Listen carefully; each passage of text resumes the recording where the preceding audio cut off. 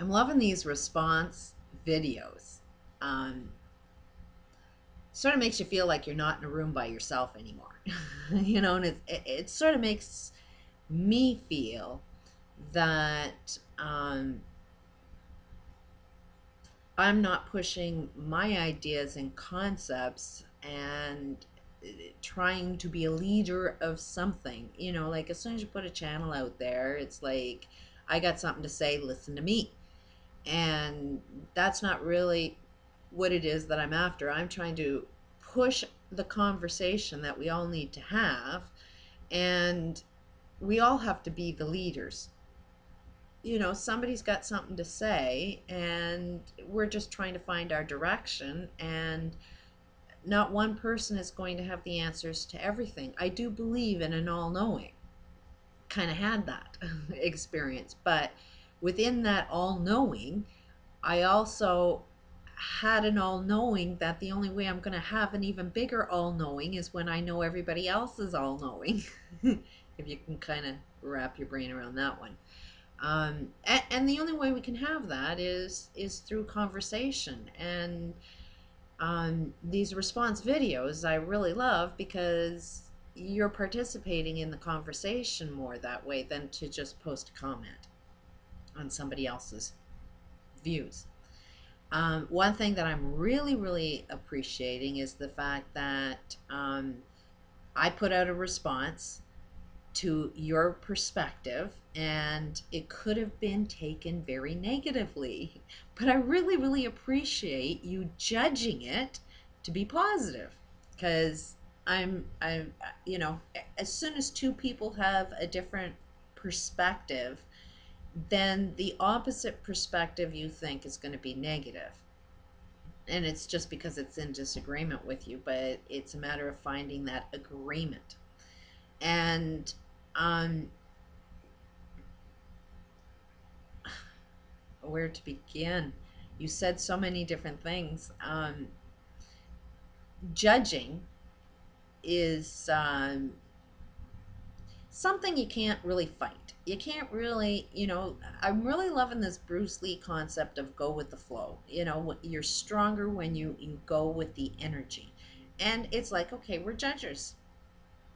So choose which side you're going to judge at all times. I choose to judge everybody to be loving people. And I choose to perceive all loving people to either have a lack of love or a full of love. And, you know, there a lack of love would be expressed by anger, frustration, or a negative behavior, something that I can judge them to be a negative person just tells me right away that I will be judging them as a loving person, but not having enough love. And to judge somebody not having enough love doesn't mean that I put more negative and lack of love towards them, but it's sort of my job, if I'm going to be the judger, to give more love into that. I seem to have a little bit more success when I communicate in that way. And when I judged your video on, where I kind of made the observation that you kind of talk in the same way the elites do, um, you are absolutely right that we are linear thinkers, that one word comes after another word that comes after another word. And it's so easy to make a judgment of somebody when you judge one word that they use. So it's very similar that if you see one 10-minute video, you make the judgment of that's who the person is. And that's not what I did by any stretch of the imagination. I only seen a portion of text that one could perceived to make a judgment on, but it was only an observation that, okay, notice kind of the words you're using in that 10 minutes, in that frame, because that aspect of that small, short little video does represent something that's within your whole. um, by perceiving you to be a loving person and perceiving you to um, be observing some frustrations within life that ends up making you use some of those texts, then we can kind of see our enemy and understand them as well. That if the elites have those same languages, have some behaviors that we're seeing, that within the shortness of what we're seeing, we can judge them to be really evil people. But even these elites, I mean, if you look at them from the bigger perspective of things, they are still loving human beings. Um, they are taught from birth how to behave. They are taught in the same way we are taught how to be human. They get their belief systems from a book, from their parents, from the education they get. You know, they us as a society says you're a successful, smart person by how much money you got. You know, let's face it, I am on a welfare system. A lot of people judge me to be as stupid, dumb as a rock. That's not necessarily true, but people will perceive that I'm an idiot because of the level of my bank account. And I get that all the time. But as a society, we have to see how we're holding up these elites and what gives them power, and it is their bank account. As long as we're going to judge everybody to be the smartest, the wisest, you know, the best direction because of the level of their bank account, then we keep every day letting them know that they are the ones that are right. And it's just a matter of us shifting our perceptions that, okay, what if the level of our bank account doesn't really judge you to be whether you're right or wrong about something? Then can you see all of these people that are homeless? Can you see all of these people that are drug addicts? Can you see everybody that's dealing with any kind of a challenge actually be people that are in a better path than those that are the elites? But if you can see the elites are just as stuck on drugs as people on the bottom, and drugs is only, it's only a sign that says you're searching for an answer and you haven't found it yet. You see that there's a problem, but you're blocking out the pain of the problem with whatever drug it is you're using. But um, it's you know, when you say people are behaving based on how they were raised, yes, it's a genetics thing, that this has been going on for hundreds of years. My parents um, were the ones that raised me, and like I was more of the black sheep of the family. I didn't listen to my parents. If I listened to my parents, then I would have turned into my parents. And in a small way, I did turn into my parents, um, because they were loving beings, and all of their actions, although negative, they were trying to find that peace and loving life for me. You know, they just thought they had to beat the shit out of me to get that. You know, they just thought that money was going to be the way that brings me peace and love in my life. And I kind of seen at a very young age that money's not important. Money's going to take you away from family. Money's going to make you beat your child. You know, like money's not going to have you sitting at that kitchen table really having a good laugh with your family or sharing what's going on with your family. It's all going to be about money, money, money.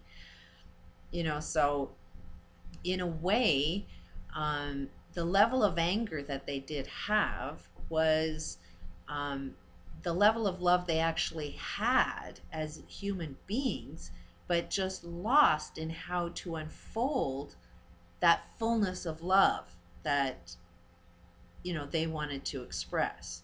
They, you know, the harder somebody is abusive, the harder somebody's trying to push a way of being. If you look at it from a source of love, then they are trying to unfold a love and peace. They just don't know how to do it. You know, they just haven't found the answers yet. Um, if you can kind of see, we're all everybody on this planet is dealing with a lack of love perspective.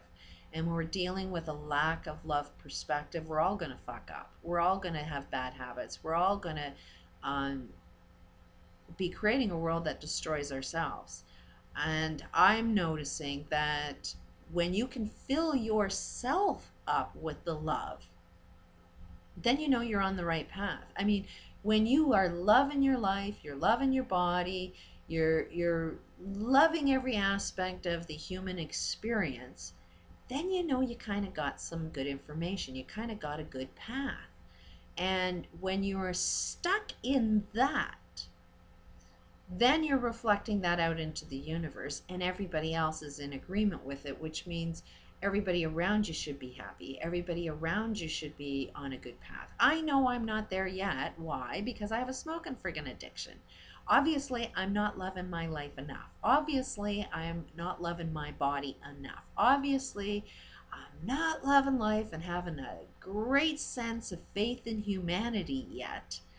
Um, because I don't have that fullness of love within myself yet. And I can see where I'm going wrong. It is this friggin' smoking addiction. I'm really working on that one.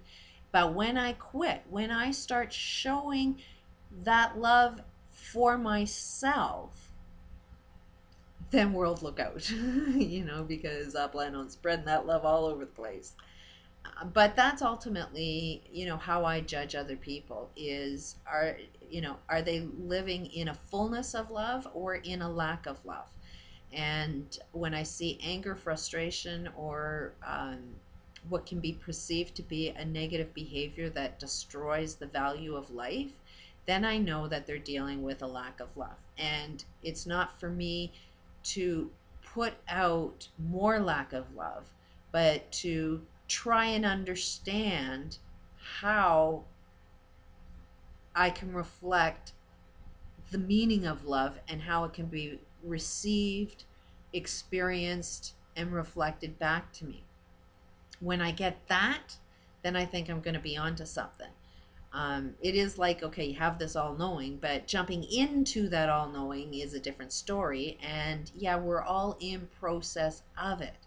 So while you may see that I might have judged you on the 10-minute film to say a little bit of negative there, I judged you to be a loving being. I judged you to have more push and drive to make a shift, because that's what you're talking about, is you're talking about wanting to shift.